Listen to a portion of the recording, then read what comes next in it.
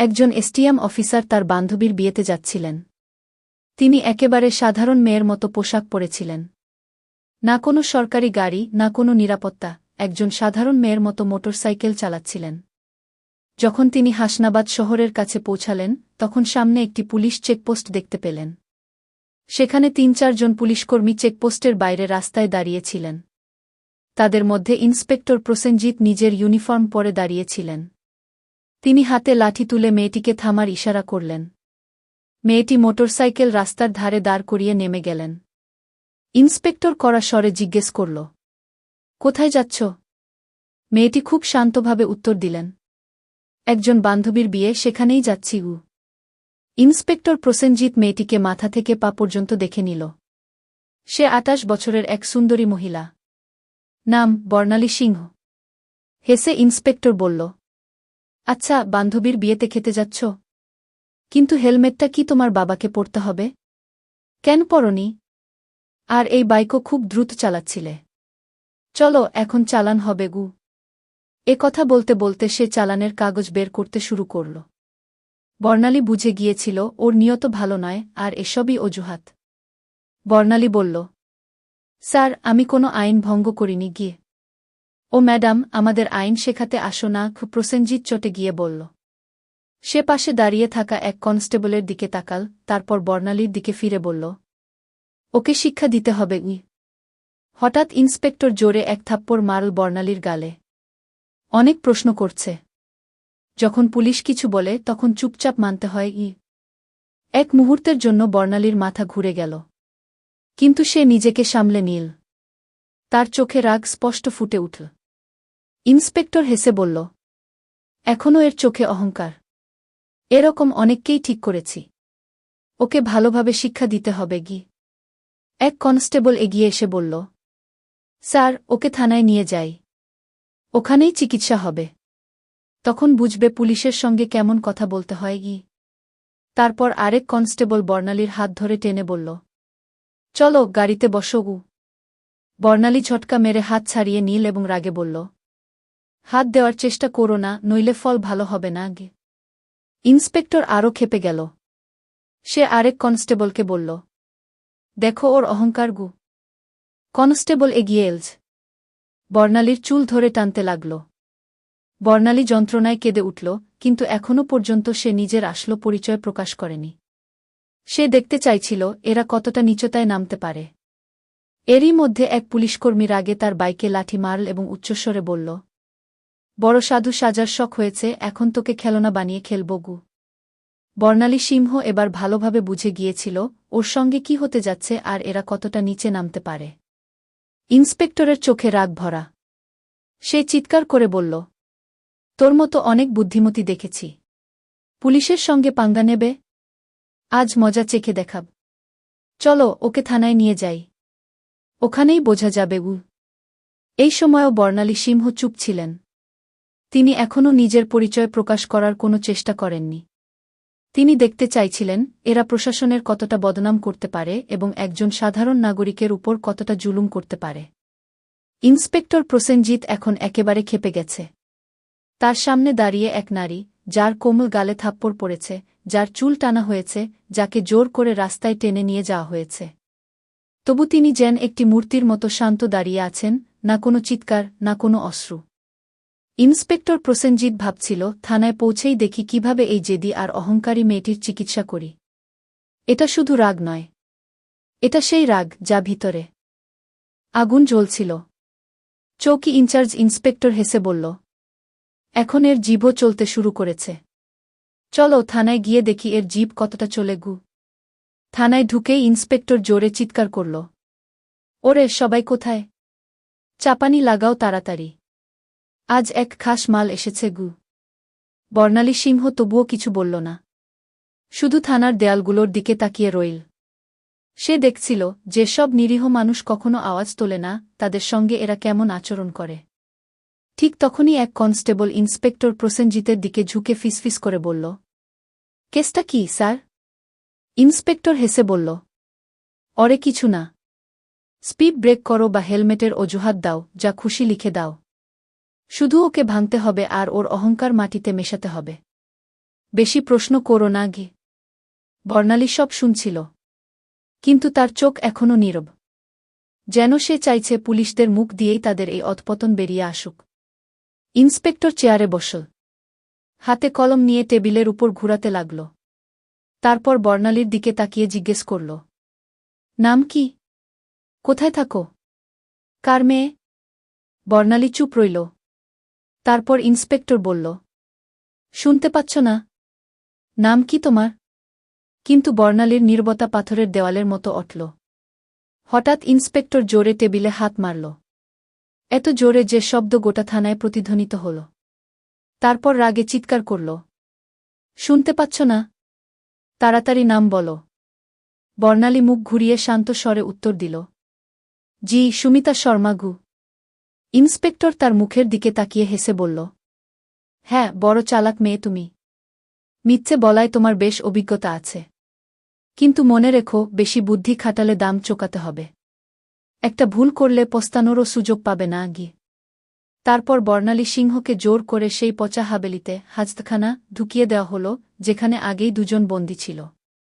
তাদের একজন বর্ণালীর দিকে তাকিয়ে জিজ্ঞেস করল, বোন, তুমি কি অপরাধ করেছ? বর্ণালী হালকা একটা হাসি দিল, কিন্তু কিছু বলল না। এখন সে শুধু দেখছিল এই সিস্টেম কতটা পচে গেছে। যদি একজন এসডিওকে বিনা কারণে ভেতরে ঢোকানো যায়, তবে সাধারণ মানুষের অবস্থা কল্পনা করাও কঠিন, ভাবছিল বর্ণালী। সে এখন সেই কোটরির কোণে বসে আছে।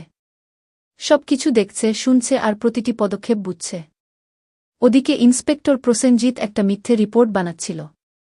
সে আদেশ দিল, এর উপরে চুরি আর ব্ল্যাকমেইলিংয়ের কেস ঠুকে দাও। ফাইলের উপর হাত মেরে বলল, চলো তাড়াতাড়ি। এক কনস্টেবল ইতস্তত করে জিজ্ঞেস করল, কিন্তু স্যার, প্রমাণ ছাড়া? প্রসেনজিৎ হেসে বলল, এই থানায় প্রমাণ আনা হয় না, বানানো হয় গে। কিছুক্ষণ পরে এক কনস্টেবল কোটরির মধ্যে এসে বর্ণালীর কাঁধে জোরে হাত মারল। ঠিক তখনই ইন্সপেক্টর প্রসেনজিৎও হাত তুলেছিল। এমন সময় দরজার কাছে এক ভারী করা গলা শোনা গেল, থামো। সবাই ঘুরে দরজার দিকে তাকাল। দরজার সামনে সিনিয়র ইন্সপেক্টর সঞ্জয় বর্মা দাঁড়িয়েছিলেন। তার ভাবমূর্তি বাকিদের তুলনায় কিছুটা ভালো বলে ধরা হয়। তিনি ভেতরে তাকালেন এবং মহিলার অবস্থা দেখে কপালে ভাঁজ পড়ল। তিনি কঠিন স্বরে জিজ্ঞেস করলেন, এখানে কি চলছে? প্রসেনজিৎ হেসে বলল, কিছু না স্যার, রাস্তায় এক মেয়ে বেশি তেজ দেখাচ্ছিল। শিক্ষা দিচ্ছি। সঞ্জয় বর্ণালীকে মনোযোগ দিয়ে দেখলেন। তার আচরণ কোনো সাধারণ মহিলার মতো লাগছিল না। তিনি জিজ্ঞেস করলেন, ওর অপরাধ কি? প্রসেনজিৎ কিছুটা গুটিয়ে গেল এবং বলল, এখন স্যার, চেকিংয়ে দুর্ব্যবহার করছিল গু। এবার সঞ্জয়ের সন্দেহ আরও বাড়ল। তিনি সরাসরি বর্ণালীকে প্রশ্ন করলেন, তোমার নাম কি? বর্ণালী তবুও চুপ রইল। প্রসেনজিৎ হেসে বলল, দেখুন স্যার, নামও বলছে না গি। এখন সঞ্জয় পুরোপুরি সতর্ক হলেন। তিনি কঠোর আদেশ দিলেন, ওকে আলাদা কোটরিতে রাখো, একাই। প্রসেনজিৎ চমকে উঠল, কিন্তু স্যার। সঞ্জয় কঠোর গলায় বললেন, আমি নিজেই ওর কাছে থাকব। তার নির্দেশে বর্ণালীকে আরেকটি আলাদা কোটরিতে নিয়ে গিয়ে বন্ধ করা হল। সেই কোটরি আগের চেয়ে আরও বেশি দুর্গন্ধযুক্ত ও অন্ধকারাচ্ছন্ন। বর্ণালী চারদিকে চোখ বুলালেন। এক কোণে একটি ভাঙা টেবিল পড়েছিল এবং তার পাশে একটি মরচে ধরা লোহার ছড়।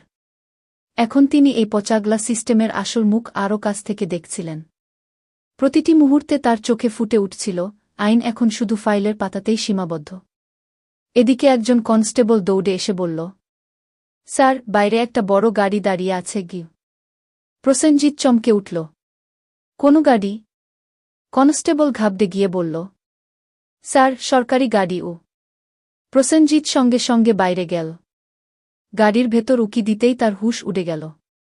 সে দৌড়ে ফিরে এসে নিচু গলায় বলল, স্যার। প্রসেনজিৎ বিরক্ত হয়ে বলল, কি হয়েছে? কে এসেছে? কনস্টেবল কাঁপতে কাঁপতে বলল, স্যার, কমিশনার সাহেব এসেছেন গু। প্রসেনজিতের মুখ ফ্যাকাশে হয়ে গেল। সিনিয়র ইন্সপেক্টর সঞ্জয় বর্মাও সতর্ক হয়ে উঠলেন। এখন বিষয়টি সরাসরি ওপরে পৌঁছে গেছে। কমিশনার সাহেব থানায় প্রবেশ করলেন। তার চোখে রাগ স্পষ্ট দেখা যাচ্ছিল। তিনি প্রসেনজিতের দিকে তাকিয়ে কঠিন স্বরে জিজ্ঞেস করলেন, ইন্সপেক্টর প্রসেনজিত, এখানে কি নাটক চলছে? প্রসেনজিত গুটিয়ে গিয়ে বলল, কিছু না স্যার, ছোট্ট একটা কেস মাত্র। কমিশনার সাহেব টেবিল থেকে ফাইল তুলে নিয়ে মনোযোগ দিয়ে পড়লেন। তার কপালে ভাঁজ পড়ল। তারপর তিনি কোটরির দিকে তাকিয়ে বললেন, ওকে। প্রসেনজিত সঙ্গে সঙ্গে বলল, স্যার, এই মহিলার বিরুদ্ধে 420 আর প্রতারণার মামলা আছে। কমিশনার সরাসরি প্রশ্ন করলেন, তোমার কাছে প্রমাণ আছে? কোনো প্রমাণ? এখন প্রসেনজিত পুরোপুরি ফেঁসে গেছে। কমিশনার সাহেব সোজা মহিলার দিকে তাকিয়ে জিজ্ঞেস করলেন, তোমার নাম কি? ঠিক তখনই প্রথমবার বর্ণালী সিংহ হালকা হাসি দিয়ে বললেন, এসডিও বর্ণালী সিংহ। থানায় হঠাৎ নিস্তব্ধতা নেমে এল। সবার মুখ ফ্যাকাশে। প্রসেনজিতের হাত পা কাঁপছে। অন্য সব কনস্টেবল অবাক হয়ে একে অন্যের দিকে তাকাচ্ছে। প্রসেনজিতের পায়ের নিচ থেকে মাটি সরে গেল। যে মহিলাকে সে সাধারণ অপরাধী ভাবছিল, তিনি হলেন জেলার প্রশাসনিক শীর্ষ কর্মকর্তা। তিনি কোনো সাধারণ নারী নন, তিনি নিজে এসডিও বর্ণালী সিংহ।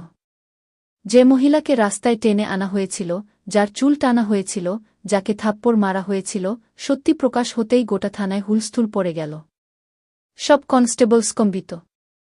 কমিশনার সাহেব তীব্র রাগে ভরা দৃষ্টি প্রসেনজিতের দিকে ছুড়ে দিয়ে গর্জে উঠলেন, প্রসেনজিত, তোর এত সাহস হলো কিভাবে যে তুই একজন সিনিয়র অফিসারের উপরে মিথ্যে অভিযোগ চাপিয়ে দিলি? প্রসেনজিত কিছু বলার চেষ্টা করছিল, ঠিক তখনই পাশে দাঁড়িয়ে থাকা সিনিয়র ইন্সপেক্টর সঞ্জয় বর্মা জোরে বললেন, স্যার, আমি আগেই বলেছিলাম যে এখানে কিছু না কিছু গণ্ডগোল আছে। এখন প্রসেনজিত পুরোপুরি একা হয়ে গেছে। ঠিক তখনই প্রথমবার বর্ণালী সিংহ তার শান্ত কিন্তু দ্বিকণ্ঠে সরাসরি রায় শুনিয়ে দিলেন, প্রসেনজিত, এখন তোর চাকরি গেছে। তোর সাসপেনশন নিশ্চিত, আর তোর বিরুদ্ধে এখন কেসও চলবে। এ কথা শুনেই প্রসেনজিতের মুখ সাদা হয়ে গেল। তার শ্বাস আটকে এল। বাকিরাও তার দিকে তাকাতে পারছিল না। সঞ্জয় বর্মা সঙ্গে সঙ্গে আদেশ দিলেন, হাবিলদার সাহেব, ওকে ধরো আর লকআপে ঢুকিয়ে দাও। কিন্তু তখনই প্রসেনজিত নিজের পকেট থেকে একটা কুচকানো কাগজ বের করে হেসে বলল, ম্যাডাম, এটা আগে দেখে নিন, তারপর যা খুশি করুন। সে কাগজটা এগিয়ে দিল। কমিশনার আর বর্ণালী একসঙ্গে তার দিকে তাকালেন। প্রসেনজিত বলল, এই নিন আমার ট্রান্সফার অর্ডার। 3 দিন আগেই আমার বদলি হয়ে গেছে। এখন যত রাগী করুন, আমাকে চাকরি থেকে সরাতে পারবেন না। আবারও গোটা থানায় নিস্তব্ধতা নেমে এল। বর্ণালী সেই কাগজ হাতে নিয়ে মনোযোগ দিয়ে পড়লেন। কমিশনার তীক্ষ্ণ দৃষ্টি সঞ্জয় বর্মার দিকে ছুড়ে দিয়ে বললেন, যাও দেখো এই কাগজ আসল নাকি শুধু দেখানোর জন্য। সঞ্জয় কম্পিউটারের রেকর্ড ঘেটে তারপর মাথা তুলে বললেন, স্যার, এটা আসল। কিন্তু এখনও এই জন্য নতুন ইন্সপেক্টরের কাছে চার্জ হস্তান্তর হয়নি। অর্থাৎ এখানকার অফিসিয়াল ইন্সপেক্টর এখনও এই, আর সব কুকর্ম তার দায়িত্বকালেই হয়েছে। এখন ওকে আর কেউ বাঁচাতে পারবে না। বর্ণালী সিংহ প্রসেনজিতের চোখে চোখ রেখে বললেন, এবার তোর নতুন ঠিকানা হবে সেই জায়গা যেখানে তুই অন্যদের রাখতিস। কমিশনারও মাথা নেড়ে তার কথায় সায় দিলেন। যেইমাত্র 2 কনস্টেবল তাকে ধরতে এগিয়ে গেল, প্রসেনজিত আবার ফাঁকির চেষ্টা করল। সে জোরে বলল, থামুন ম্যাডাম। ম্যাডাম, আমি একা নই। আপনার কি মনে হয় সব দোষ আমার? এই সব কিছুতে আমি একা? দেখুন, ওরা সব আমার সঙ্গে ছিল। উপরে পর্যন্ত সবাই জড়িত। এ কথা বলতেই কিছু পুলিশকর্মীর মুখের রং উড়ে গেল। সিনিয়র ইন্সপেক্টর সঞ্জয় বর্মা পরিস্থিতি বুঝে একে একে সবার দিকে সন্দেহের দৃষ্টি নিক্ষেপ করতে লাগলেন। বর্ণালী সিংহ শান্ত কিন্তু দ্বিকণ্ঠে কমিশনারের দিকে তাকিয়ে বললেন, এখন এই পুরো থানাকে পরিষ্কার করতে হবে। কেউ ছাড় পাবে না। কমিশনারও মাথা নেড়ে বললেন, যা হুক ম্যাডাম, এখন একে একে সবার হিসেব নেওয়া হবে। এই কথা মুখ থেকে বেরোতেই থানার ভেতরে যেন বজ্রপাত নামল। থানার বাইরে কিছু সাংবাদিক আগে থেকেই দাঁড়িয়েছিল। তারা আগে থেকেই সন্দেহ ছিল যে থানার ভেতরে কোনো বড় কেলেঙ্কারি চলছে। সাংবাদিকরা খবর পেতেই ছুটে আসে। খবর এলো যে পুরো থানাকে লাইন হাজির করা হয়েছে। তারা সঙ্গে সঙ্গে মোবাইল থেকে ব্রেকিং নিউজ ছড়িয়ে দিতে লাগল। ঠিক সেই সময় এক চকচকে গাড়ি থানার সামনে এসে থামল। দরজা খুলে স্বয়ং এসপি সাহেব নেমে এলেন। চারপাশে তাকালেন। সবার মুখে আতঙ্কের ছাপ। থানার সব অফিসার একপাশে নিশ্চুপ দাঁড়িয়ে। এসপি সাহেব তীক্ষ্ণ স্বরে জিজ্ঞেস করলেন, এখানে কবে থেকে এই নাটক চলছে? কিন্তু কমিশনার আর থানা ইনচার্জ দুজনেই একদম চুপ। তখন বর্ণালী সিংহ সরাসরি এসপির চোখে চোখ রেখে বললেন, আপনার কি মনে হয় আপনি বেঁচে যাবেন? সঞ্জয় বর্মা সঙ্গে সঙ্গে একটি ফাইল বের করে বর্ণালী সিংহের হাতে দিলেন। এটাই সেই ফাইল যেখানে এসপি সাহেবের সব কেলেঙ্কারি ফাঁস হয়ে আছে। বর্ণালী সেই ফাইলটি এসপি সাহেবের দিকে বাড়িয়ে বললেন, নিন দেখুন, এখানে আপনার প্রতিটি অপরাধের হিসেব লেখা আছে গু। এসপি সাহেবের কপাল বেয়ে ঘাম ঝরতে লাগল। কমিশনার এক মুহূর্ত দেরি না করে গর্জে উঠলেন, ওকে ধরো, সঙ্গে সঙ্গে গ্রেপ্তার করো। পুরো থানায় স্তব্ধতা। এত বড় অফিসারকে প্রথমবার প্রকাশ্যে এভাবে চ্যালেঞ্জ করা হল। এসপির গ্রেপ্তারের সঙ্গে সঙ্গে গোটা জেলায় ঝড় বয়ে গেল। বিষয়টি দিল্লি পর্যন্ত পৌঁছে গেল। মুখ্যমন্ত্রী পর্যন্ত খবর পৌঁছল এবং সেখান থেকে সরাসরি নির্দেশ এল, যারা মিলে গড়বড় করেছে সবাইকে গ্রেপ্তার করো। পরের 2 দিনের মধ্যে পুরো জেলা থেকে 40 জনেরও বেশি পুলিশ অফিসার, 10 জনেরও বেশি বড় সরকারি কর্তা আর কয়েকজন রাজনৈতিক নেতাকে গ্রেপ্তার করা হল। হাসনাবাদ জেলার হাওয়া বদলে গেল। এখন চারদিকে একটাই নাম, এসডিও বর্ণালী সিংহ। তার সততা আর সাহসের কথা সবার মুখে মুখে। সেই নারী যিনি পুরো পচাগলা সিস্টেমকে নাড়িয়ে দিয়েছিলেন। এখন প্রশাসনে এক নতুন গতি, এক নতুন চিন্তা আর সবচেয়ে বড় কথা, এক নতুন ভয় জন্ম নিল। আর কেউ বলতে পারবে না, আমাকে কিছু হবে না। বর্ণালী সিংহের কাজ সম্পূর্ণ হল। তিনি প্রমাণ করে দিলেন, মনের ইচ্ছা যদি নির্মল হয়, নিয়ত যদি সঠিক হয়,